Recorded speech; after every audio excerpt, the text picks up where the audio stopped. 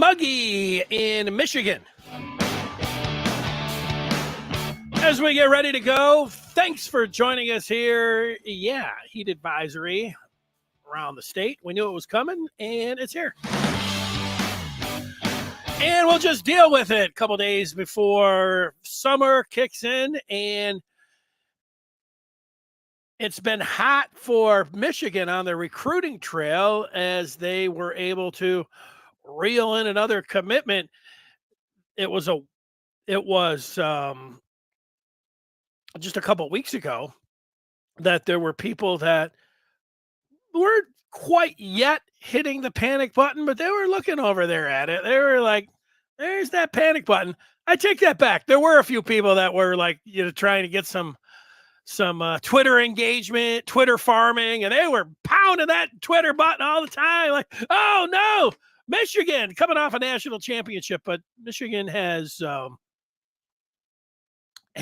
made their move here in June. And if the recruiting part of everything had you worried, I got to guess that here on this Monday, the 17th of June, that you're not feeling, so bad as you might have been a couple of days ago, certainly a couple weeks ago. That's just my guess. I always like to take the temperature of the Michigan fans. You can go ahead and tell me what you're thinking about all of that as we get into it here on the Maize and Blue.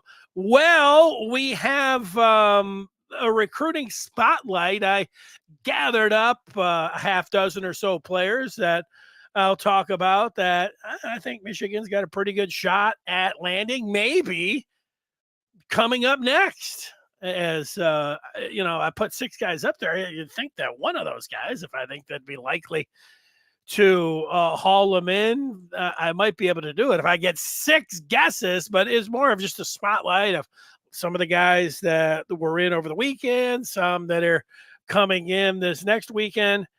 That's what I've got going, but we'll start with commitment number 8 on the season. Number 7 was late last week. Michigan was able to get the safety from the East Coast, Kanoa Winston, which was an outstanding land for Sharon Moore and company. And then over the weekend, JP pledges to U of M, a 6-foot, 200-pound running back, a 4-star out of Louisiana, Ron Bellamy country. I already know how this is going to go. We got Antoine, who frequents the pod, and during the season, he wants more route trees and more slants for the Michigan wide receivers.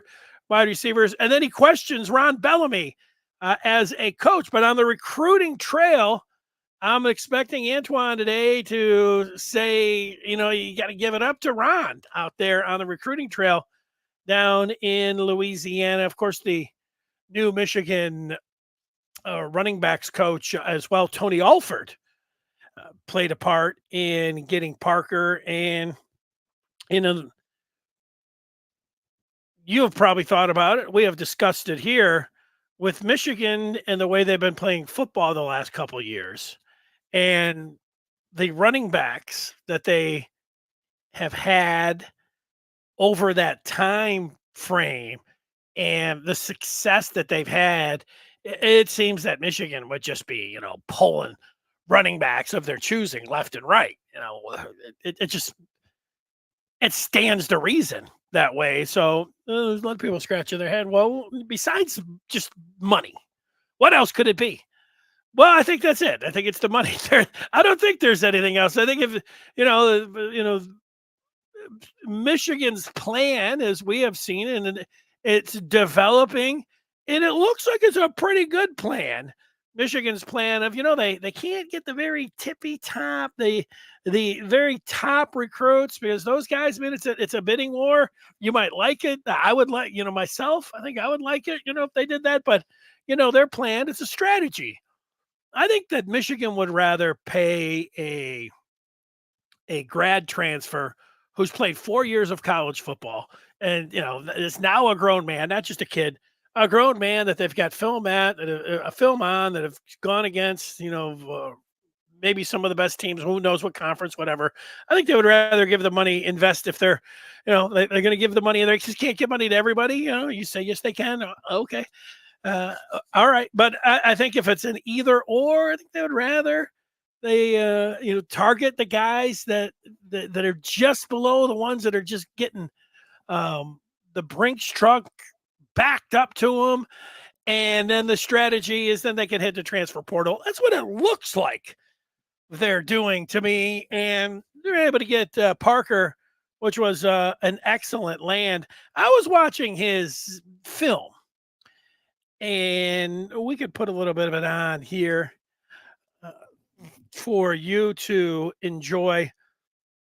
One thing I want you to take a look at before I do that is what Trevor McHugh from the Maize and Blue Review had to say about Jasper Parker. He said he's shifty for a 6'1", 200-pound running back, moves well between the tackles and through the second level. He has a good sense of lane development and finds another gear when a home run is available. Upright runner, legs always moving. Haskins vibes. Hassan Haskins vibes, according to McHugh, as we'll get ready to watch some of the film, see if you see that. Impressive offer list, solid get for Michigan. So here's a Haskins vibe. I've seen others say Donovan Edwards, and I didn't put a comp, but I get those two. Haskins was an upright runner. Donovan Edwards is that way too. In the middle of this film that I play, the young man, JP, is wearing number 8 in this video. He is a running back. But after a number of runs for Parker, what you notice is that it's like they show somebody else in this video, because this guy starts catching balls. Here's number 8 in slow motion, working his way through. Boom! There's that other lane. He gone at the 10-5 touchdown.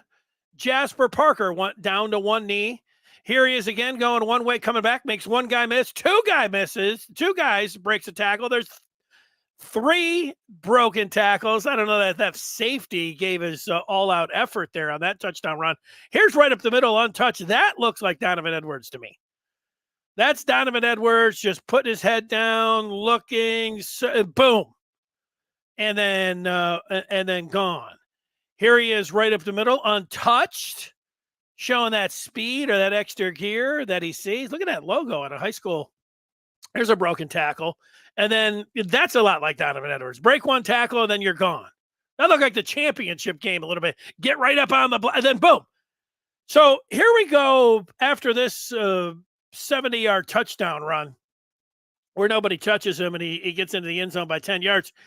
You start seeing that he's flanked out wide. And here he is catching a 40-yard pass down to the 5. And then they put him in the slot. And he's taking it the distance. Boom, touchdown. They like that. I think that was where he split out wide. Now they've got him here in the slot, and they throw a nice little 10-yard out to him. Shows nice hands to be able to get that one. And then this is the one where he's out of the backfield. This is little Donovan Edwards. So run him out of the backfield, run him into the end zone, double coverage, doesn't matter. If they'd have let him a little bit more, he probably would have got in. Oh, they're calling it a touchdown. Touchdown, Parker. So a few more. You want to see a little bit more of the young man taking off? Here he is on the option. They kick it out to him on the right side. He's at the 40. He's now up to the 50. He's just got one man to beat. He cuts it back to the middle. Oh, he just gets tripped up at the 36-yard line. Shoestring tackle by the opponent there. Jasper Parker commits to Michigan. Here he is, taking it up the middle, puts one or two moves on, stumbles, and now he's still going. He's breaking free. He's up the middle. He could go all the way. He's tackled down to the 5-yard line. Impressive run from Parker. Here he is on a little screen. Nice block by the offensive lineman, and that's all he needs. He's at midfield. He's now into opposing territory. Flies down to the 10-yard line. 60-yard pickup there for JP. And John is thinking Chris Evans. If you're, nice move. Nice. That might have been his nicest move. Had a little, he stepped back a little bit before he took off in that one. I don't think I watched all of this film because that was, to me, his most impressive run. So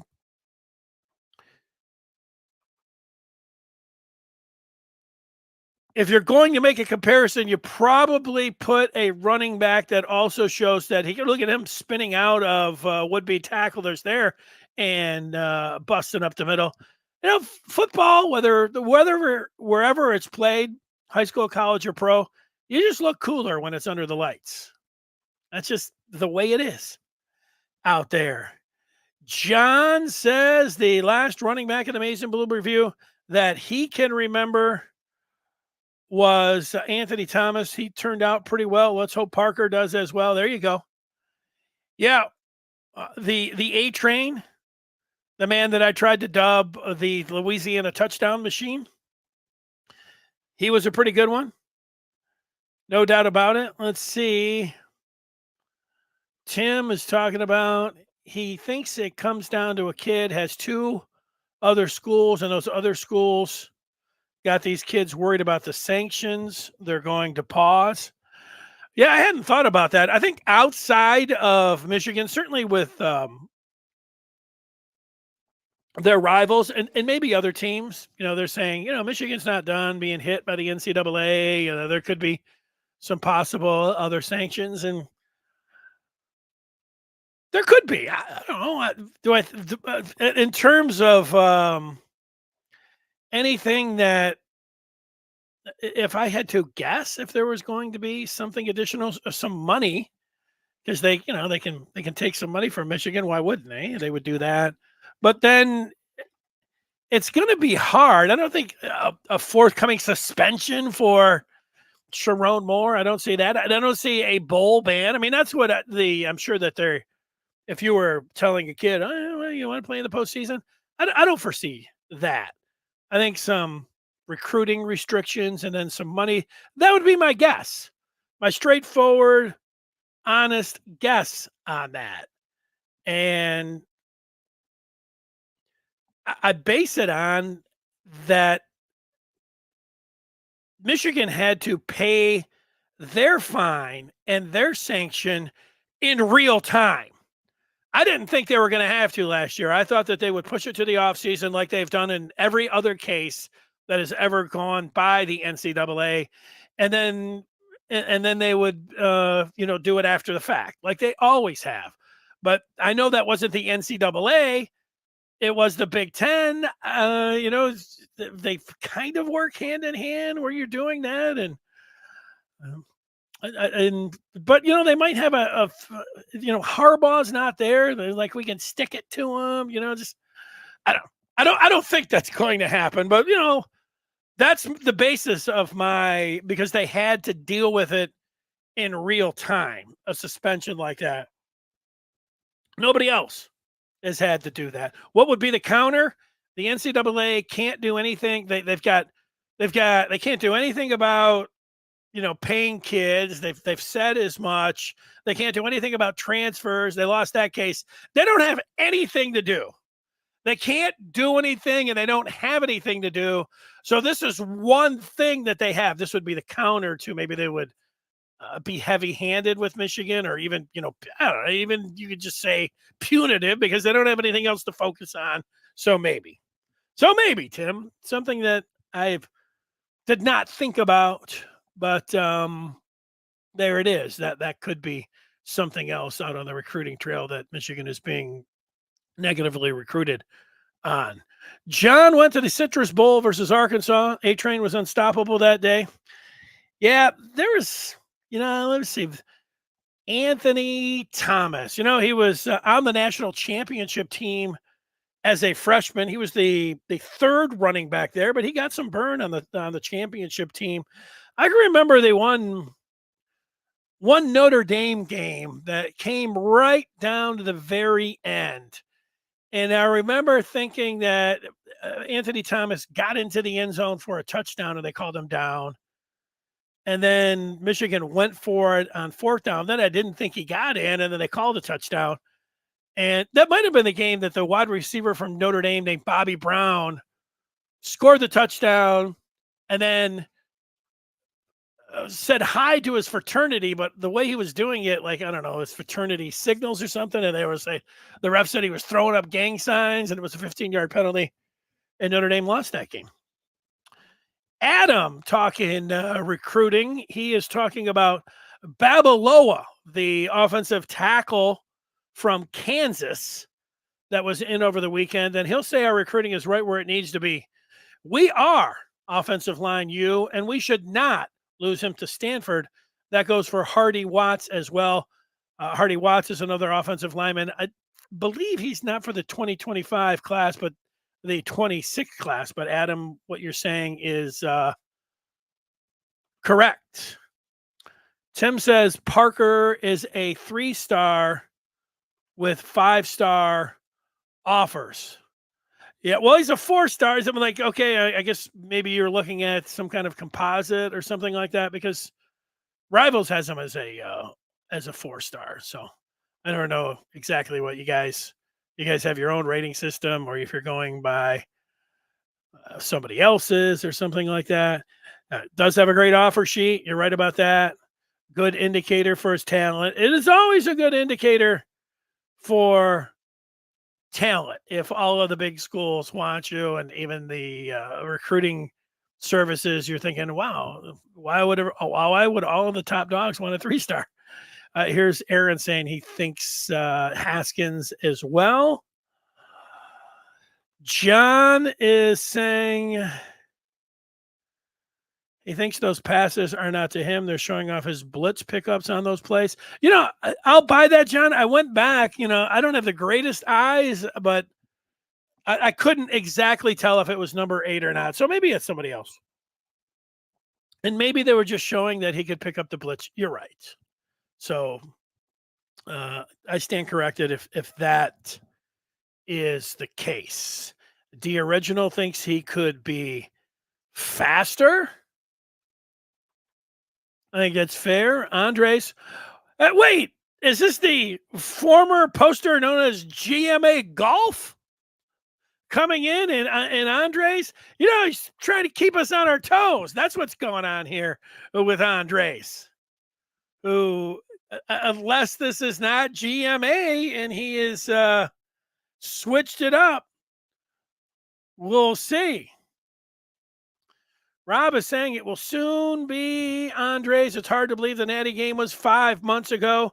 It goes fast. The days and weeks seem to go by slow, but the months go by fast.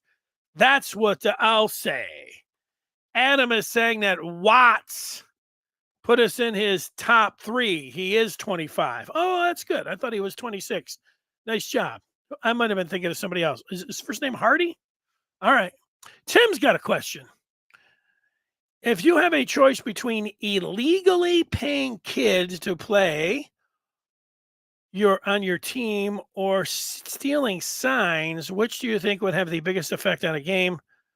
Myself, I would take a superstar kid. Well, Tim, these aren't equal things. And I looked at it's an interesting question. And it goes back to last year. The whole thing with the sign fiasco is that if you look, it really wasn't a bylaw. It really wasn't a rule. It was a bylaw. And then, just stay with me for a second. One that was going to be taken off the books a year before. It wasn't. They left it out there. It was antiquated, they thought, but they kept it in there. And it looked like Michigan worked around it with Stalions, but, something that they should not have done. But what definitely is, not now, although maybe technically it is, paying upfront money. I mean, you can pay them, but you're not supposed to pay them up front, but everybody's doing it. So it almost seems like it's illegal, It is a level 1 violation to be paying recruits automatically. So wherever you thought and whatever you think of Michigan and the Stallions thing, in the range of what they did, I would put the signs and with your ability as a team to go over there and change the signals anyways. Now, yeah, it helps if you've got the film. I'm not disputing that, but I would put the sign fiasco down here where the known level 1 violation of paying is way up here. And so it is different. It's way down the list. Now, would I have rather have, I always have said this, that Michigan, it was as much strategy as it was ethics. And I think ethics was involved about that they didn't want to do it, but it was just strategy. And I think you're seeing the strategy part, continue that way. That's my opinion. We could probably have 5 different people that would spell it out differently and have 5 different opinions on all of that. But if I had the choice to get players on my team, what I would say, Tim, it would depend when. If you're talking about right now, give me the kids, because nobody, it's so easy to do. It's accepted. It really looks like that the nothing is going to happen to anyone, even if they have it written down. So, we've got lawsuits against it. Now, there could have been the argument for the last 5 or 10 years, even 20, like, the kids deserve the money. Nobody cares. Nobody's doing anything. Nobody's getting caught, so you could have played that game while doing it. Or would you rather have the signs? When you say what would have the biggest effect on the game, Tim, we would have to know. Just because, that's the whole thing with the signs. Like, you can think like, oh yeah, Michigan knew every single play. Whoa, it was really easy to call a play when you know what the defense is, or what the offense is going to do. We don't really know exactly to what extent. Could they have determined some different things to help them out? Of course they could, but we just don't know. So you putting this hypothetical out there, would I rather have a bunch of 5 stars? I guess it would depend how good the sign stealing was when it came down to it. Here's Adam talking Watts with Michigan, Clemson, and Wisconsin. What's his first name, Adam? Is it Hardy? You'll have to let me know about that. All right. So with JP at running back, here's what Michigan has done. Over this last week or so, they got the running back. They got the safety late last week in Kanoa Winston. They got a defensive end in Jalen Williams. Could play inside, defensive lineman, maybe this should say. Scar thought that he looked like he would play the inside, maybe the defensive end in the 3-4, not a linebacker. But, so Marshall, who is the highest rated but is taking visits, is the one that out of all of these guys, and I have no reason not to feel good about all of the other ones, but Marshall's the one I don't necessarily feel great about. Kanka for a second, because he looked like he might have been looking elsewhere, but then I think that Michigan came back and reassured him, whatever else. And the rest of these guys all seem really solid, at least as it sits right now, and people feel good about it. So there you are. There are the 8 commitments for right now. Yeah, there you go. Hardy, Watts. Andres is saying that detractors definitely overhype the value of the signs. The players still win the games, not the signals. Yeah, well, it's because we don't know. So, of course, every rival would say that, oh, yeah, Michigan was just pretty easy to sit over there when you know exactly what's coming. But we don't know. We don't know exactly the extent. What we do know is that the last, 6, 7, 8 games that Michigan, it was the Connor Stalions story happened the day before my mom's birthday. So it was October 19th that it happened. And then Michigan was playing Michigan State 2 days later. So State, Purdue, Penn State, Maryland, Ohio State, Iowa, the Rose Bowl, and the championship game they knew about. There was no, advantage to be had. And you look at the East Carolina, UNLV, BG, Rutgers, Nebraska, Minnesota, Indiana. I could have played on some. Nah, I mean, like those were pretty easy games. I think you could make the case that the one game Minnesota in the first half was rolling against Michigan on the ground. They had figured something out, and then Michigan just made a move, like whatever the defensive strategy was. Like they did something. Jesse Minter came up and moved something around. Now that happens during a game, but it happened. Let's say so quick, but it happened in real time, and the adjustment was made, and it was perfect. It was like Michigan knew what was. I don't know, maybe it was just great coaching, but when you have that, you can think of some different things. Tim is talking about his point comparing paying players to signs. Is that all of these teams around the country have been cheating by paying players, but then act like illegally stealing signs is the worst cheating ever. But is it? Well, that's the thing, and that's the way I look at it. Like, it really is like what Denzel said in Training Day. It's not really what you know; it's what you can prove. So if somebody asks me, "Oh, so did you think Michigan, cheated by sign stealing?" I say, well, what they have is they have one guy in Stalions who went out there and taped some games, and this super fan that Michigan hired. Got to be careful with hiring super fans, and he went out there and did his thing. And then what almost happens every time is that they said, well, don't you just think it's very reasonable to think that the coaches and everybody else was using his information? And I could say, does it really matter what I think or what you think? It's about what they can prove.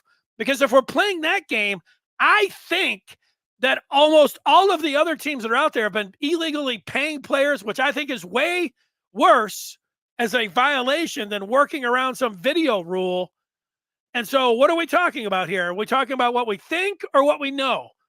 And if it's what we know, it doesn't really seem like it's all that big of a deal. So that's kind of the way it works. I know it starting to talk like politics. You're instead of worried about what's happening with you're worried about what's happening with the other party and how bad you just keep talking about them. But yeah, and I do know this, that it's the drama that will always be talked about. And, it made for, I would rather have not had it unfold during the season there, but, it made for a wild ride in the end. And what it really did, like, it was great that Michigan won the national championship. But man, if they would have stumbled anywhere along the way to losing to Penn State, let's say, Maryland, Ohio State, Alabama, any of them, the criticism and you couldn't get it done without the signs, and then they did get it done without all of that. That was that part as it played out. It really it just amped up the stakes. It really heightened everything where they had to do it, or the criticisms would have just been pouring in. Not that they weren't anyways, but being able to do it when everybody knew and the cards were all on the table, that ended up being one of the great parts about it. It says the great part about it, but when it comes to that story, that really is the trump card, because Michigan, in the end, they didn't, with those 8 games, there was none of that going on. The cat was out of the bag. And so there's really no argument like, boom, there's your card. They didn't have them and they won all the games anyways. So that's it. Loring wants some linebackers. Well, I think Marshall is a linebacker, and so an edge. If you're talking about inside linebacker, that we've got a little time. I'm with you on that. I think they need a defensive tackle too. Auburn bought a natty with Cam. Oh, there's a lot of teams that bought natties. I would say that every team in the 21st century bought their national championship, one way or the other. Jay is not concerned about the Ohio game. We have much tougher opponents throughout the season compared to their Buttercup schedule. I think it will make us a better team come November. Yeah, well, you don't have to worry about Ohio State until November. So, worrying about them or being concerned about them now, I agree. Don't be concerned about them. I'm much more concerned about Texas. I think if Michigan beats Texas, and I feel like Michigan will have a chance to go down and beat Ohio State. I think Ohio State has one of the greatest rosters that I've ever seen put together in terms of their talent. Looking at how they've recruited, looking at what they've done in the transfer portal, they have as much talent as anybody that's ever had out on the field. Now, that Ohio State always has excellent talent.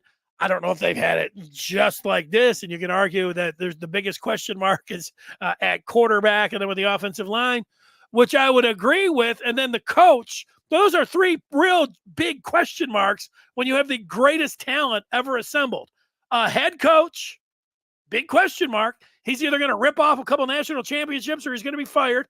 A quarterback where he looked pretty good in the Big 12 championship game, but he looked horrendous when you looked at him in a Thursday, Friday night game during the season. Kansas State taking on Oklahoma State, you'd say this guy's a bozo, at quarterback. So they don't know which one of those guys that they're going to get. The inconsistency of Howard, and then the offensive line.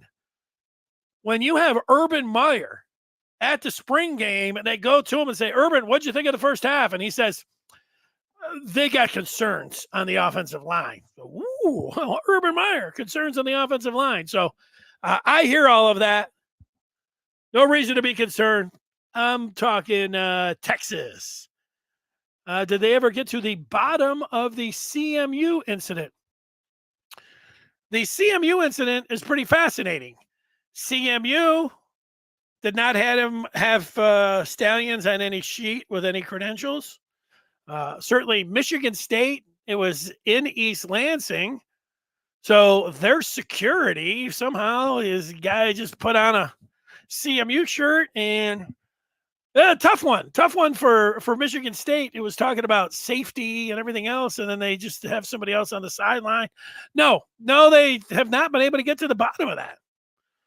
I think that Stalions dressed up, knew somebody on that staff that kind of walked in with them, but don't you have to have the pass? They haven't been able to figure that one out at all.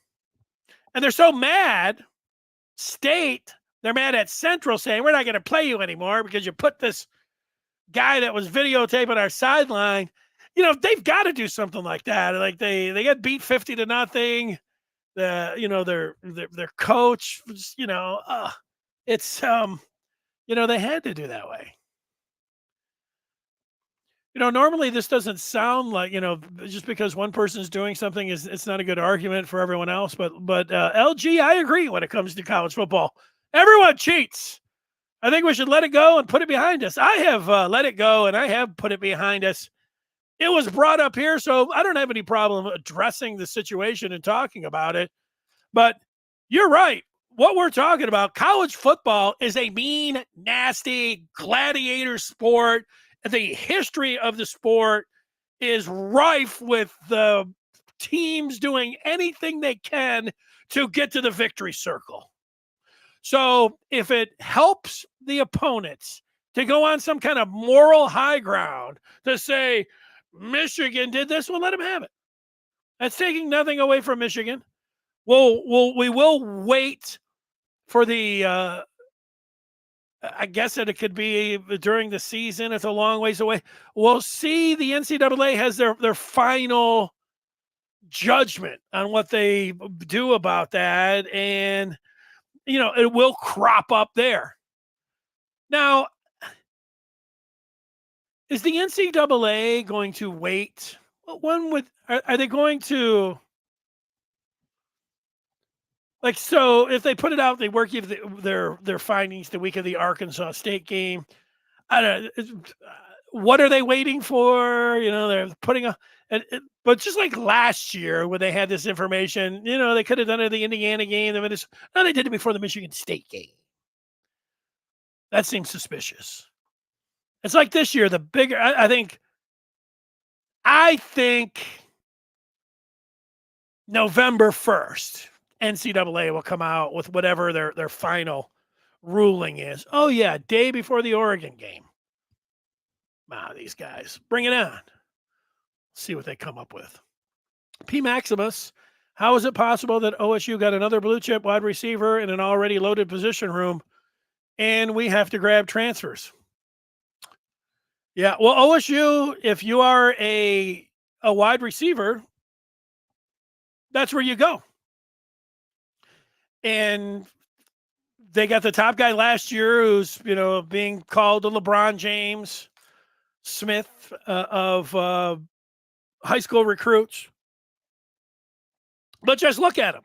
Maserati, Marv, Garrett, Wilson, Olave. I mean, it just is over and over and over again. That's how it's possible.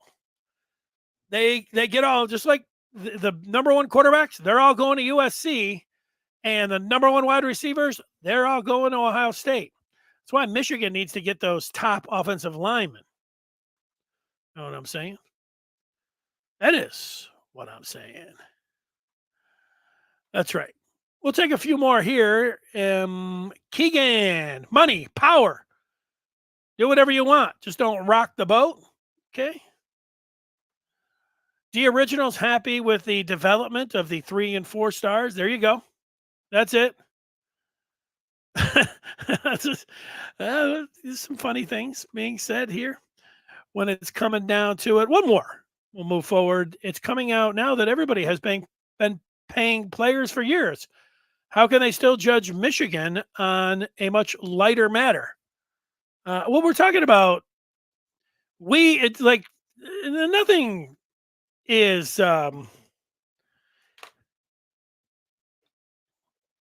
nobody out there is looking over the landscape of college football and doing things objectively. So when you have anybody that did not win the national championship, which is everyone, they will do whatever they can. Nobody is as petty as college football fans. And most of the fans, what has happened over the last 10, certainly over the last 10 years, even the last 20 years, fans, super fans, all work in the media now. And so what you're really getting are just Connor Stalions wearing the maize and blue, or the whoever else, the big super fan, he's working for Ohio State. And it's just bitter backbiting all over the place. So yeah, well, there's not really anybody even trying to be objective about anything. You could like Ohio State, but it is just carried over. You might as well just have, pull somebody off of Twitter and say, hey, here's your credential. You want to follow? You want to cover Ohio State? Michigan's got a few fans like that. Hell, running some of their websites and doing really well, by the way. Okay, here's where you go when you want good, solid information. Not the total pom-pom and maize and blue smoke machine like some others. Certainly looking at it from a maize and blue standpoint, there's no doubt about that. But check that out. Join the Maize and Blue Review today by going to michigan.rivals.com. Get that solid information. We're not rolling out the clickbait. We're not just putting stories out there about the athletic director, to drive up some hits because it might be a summer day or feel like a summer day. That's the kind of stuff that can go on. This is where you want to go, the Maize and Blue Review, to get all of that done. Now, You guys have been talking recruiting. I put 6 names up on the board to take a look at earlier. He's pictured down here right next to me is the big offensive lineman Babalola. He's from Kansas. He really looks like Michigan and Stanford, but he's still got. I think he's been to Missouri. I think he's going to Oklahoma. Maybe already has been to Tennessee, but the most of the expert opinions think it's coming down to Michigan and Stanford. I think that if it comes down to Michigan and Stanford, I like Michigan. And where's Stanford even playing football this year? In the ACC, you want to go to Stanford? Okay. Go ahead, go to Stanford. So Michigan, Stanford, you feel pretty good about that. Jaden Blair is a safety from North Carolina. He was in this weekend and liked his visit. And Michigan is in the mix here. Virginia Tech, South Carolina, Notre Dame, Penn State. This is where the kid's going. These are the teams that he likes. I think Michigan's, it wouldn't be a surprise if they landed Blair. Now, one of the best tackles, 5-star tackles in the country is out of this high school in Nevada. Tutu. And he was in Ann Arbor taking a visit. Was it last week or the week before? I don't remember. We talked about him. His teammates, one of his teammates, AK, on that same offensive line out of Nevada, he was in this weekend. Can Michigan pull Tutu, AK, and Derek Meadows, who is also out of that same high school? Gorman, I think it's called. I mean, that's the idea. I think Michigan fans, the school that's like Sharon Moore, he wants all 3 of the kids out of the Vegas high school. Michigan fans all want all 3 of these kids out of this Nevada high school. So, focusing in on this high school in Nevada, let's go. Bishop Gorman, I think BG. I was going to get the shirt BG if Michigan can land even 2 out of the 3. But AK was in this weekend. They got to beat USC, Nebraska, and Utah. I think it can happen.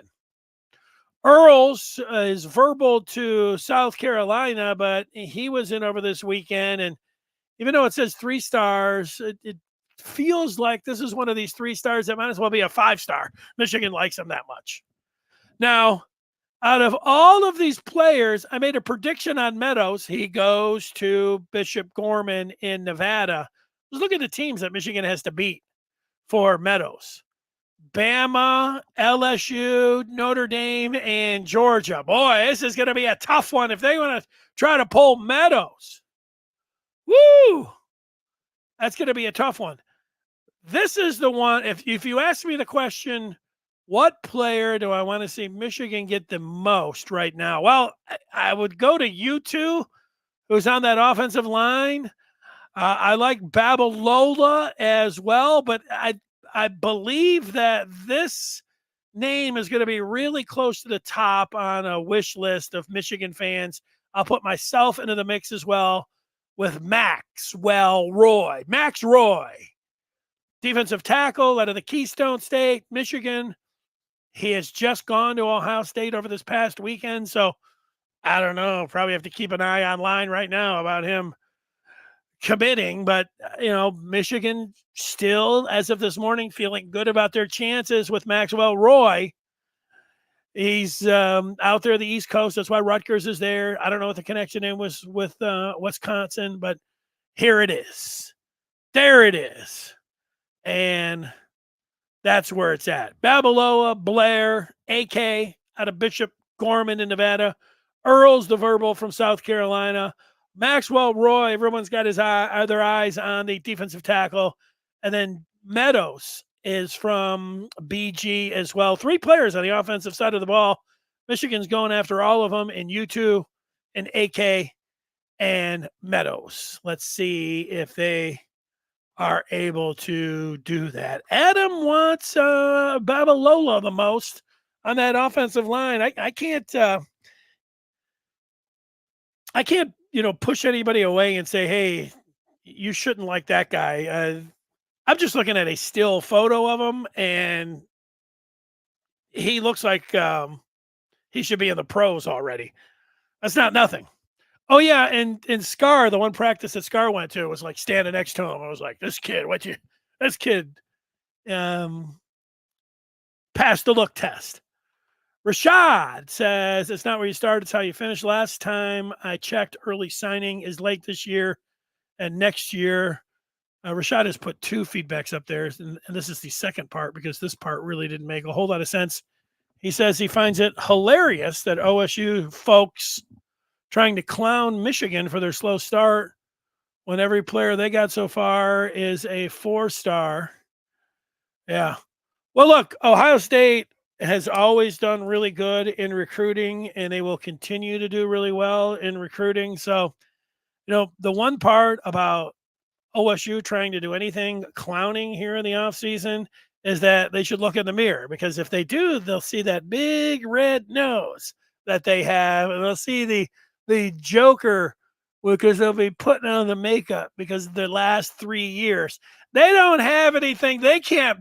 You think you're waiting for the college football this season. OSU's cashing in on off-season national championships. They want to do anything but look back to last year or the last 3 years, the way that Michigan has handled them. They, any Ohio State fan bringing anything to the table in any kind of troll fashion or anything else, they might as well be Michigan State fans. At that guy, Michigan is the king. They roll the roost. They have beaten Ohio State 3 years in a row. They go ahead and say anything you want. Michigan's still chilling. Michigan's the champs. It's hard to hear you when you got those championship rings that are in your ears. You put them up there and you're like, what? I can't hear you. You throw those championship rings up. Look, I've been where the shoe's been on the other foot. It's like, oh man, what an off season. Yeah, if we're going to deal with this again, then Michigan doesn't have to deal with any of that. Go ahead. Say whatever you want, Ohio State. Go ahead. You actually have to play the games out, and people aren't just going to award you that national championship. You're going to have to win out there. So that's what's going to happen. Keegan's talking about profit sharing could develop further and lots of people flip in the winter. Sure. That could happen. They could tweak some things. With Michigan, the fans always want them inside the top 5 in recruiting. And, Michigan most often is in the, top 15, sometimes closer to 10, sometimes, 15 and above. And it's enough that it ticks you off. It can tick you off. This is the way Michigan's going, and it's their strategy. And I don't have a lot negative to say about Michigan's strategy and how they position themselves. All the stuff above board, I have not seen a team in the country, a university in the country, that has done more with NIL and supporting their athletes, and that has to do with the football program as well, than Michigan. They hire this firm, this person, all the things that you can do. They have it. They are, and they just keep throwing stuff at it too. Now, the one thing they haven't done is say, okay, let's play the game like everybody else. Can they pick and choose a little bit and do that? I think maybe they do, maybe they don't, but they could, and maybe they will. So I don't have a lot of, if you're looking for somebody to, Ward Manuel, if he wasn't here, the floodgates would be open and Michigan would be pulling in fat. Well, you can believe that. And if you pay attention to people, some of the super fans that, that are working for some of these other sites, they've got you going in a tizzy, So it's working for them. It's working for Michigan right now, the football program, with what they're doing, and I think they should continue. Well, they are continuing to do, put out their strategy, and we're seeing the effects of it right now. It's working pretty well. So, okay, I am going to tell everybody Wednesday's show could be a little bit later. I have a memorial that I'm going to during the day, which is going to take the 2 o'clock hour out of the mix. So look for something later on in the day on Wednesday. That's a programming alert. Every time I'm live at 2 o'clock, just going to be later on this Wednesday. That'll do it. Thanks so much for joining us here. We'll see you over on the Maize and Blue Review on the Den. If you're somebody that likes Michigan and you like discussing Michigan, it's the place to be. You go there and it's there's not a bunch of wild, there's some, but they get put in check pretty good too. But it's not just a wild, what am I trying to say? A Wild West type format. I find it to be informative and entertaining discussion over on the Den. And, myself notwithstanding, I try to add to the fun and entertainment and information over there as well. Thanks so much, Andres. Andres after the U.S. Open, he's back.